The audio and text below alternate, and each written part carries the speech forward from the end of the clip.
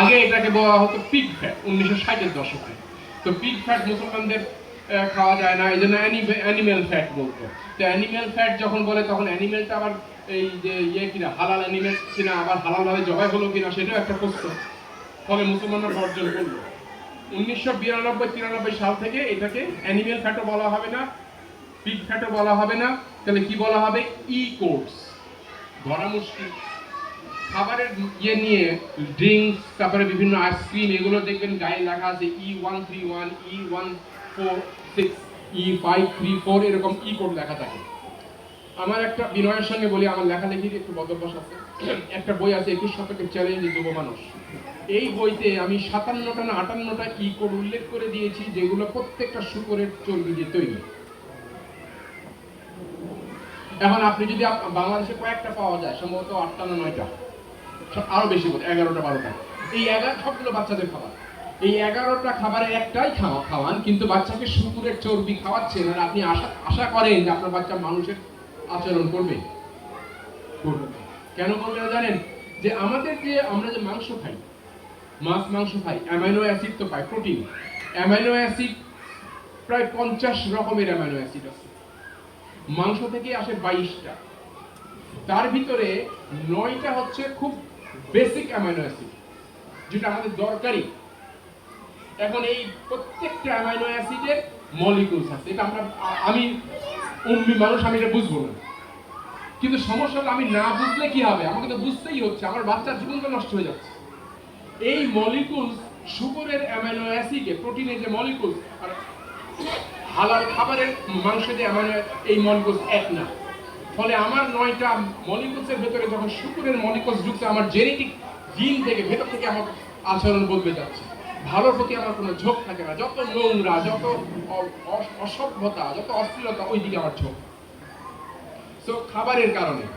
আর একটা হচ্ছে ঘুমের কারণে নষ্ট হয়। রাত 10টা থেকে রাত 2টা, এই 2টা বা 3টা, এই 4.5 ঘন্টা যদি কোনো মানুষ, শুধু বাচ্চা না, কোনো মানুষ যদি না ঘুমায় থাকে বা ঘুমের ডিস্টার্ব হয়, তাহলে ডেল্টা স্লিপ হবে না। ডেল্টা স্লিপ যদি না হয় কোনো বাচ্চা, তাহলে সে প্রতিনিয়তই তার ব্রেন, ওই 10,000 নিউরন ঠিকই থাকবে, 10,000 কোটি কাজ করবে না। ব্যাটারি আছে, লাইট জ্বলে না। 10,000 কোটি নিউরন ঠিকই আছে, নিউরন কাজ করে না। সারাদিন পড়া দিলেন, সকালবেলা পড়া দিলেন, সকালে মুখস্থ করলেন, বাচ্চা তখন করে বলে গেল, এরপরে লিখতে দিচ্ছেন, হলে যায়, পরীক্ষার হলে বসে আর মনে নেই, কারণ নিউরন আর কাজ করছে না। এটা হচ্ছে 2 নম্বর। 3 নম্বর হচ্ছে বোধ বিশ্বাসের ক্ষেত্রে। কি বিশ্বাস করবে বাচ্চা, কোন চিন্তাটাকে লালন করবে? ধরেন মাকে, বাড়িতে কোনো মাকে যদি বাবা মার সঙ্গে কথা বলে, বাবা, দাদি, নানি, বাড়ির মুরব্বী, চোখ জড়ো করে, চোখে চামড়া জড়ো করে, মানে রাগত স্বরে মায়ের ছাড়া মায়ের সঙ্গে কথা বলে না, দেখেছে বাচ্চা।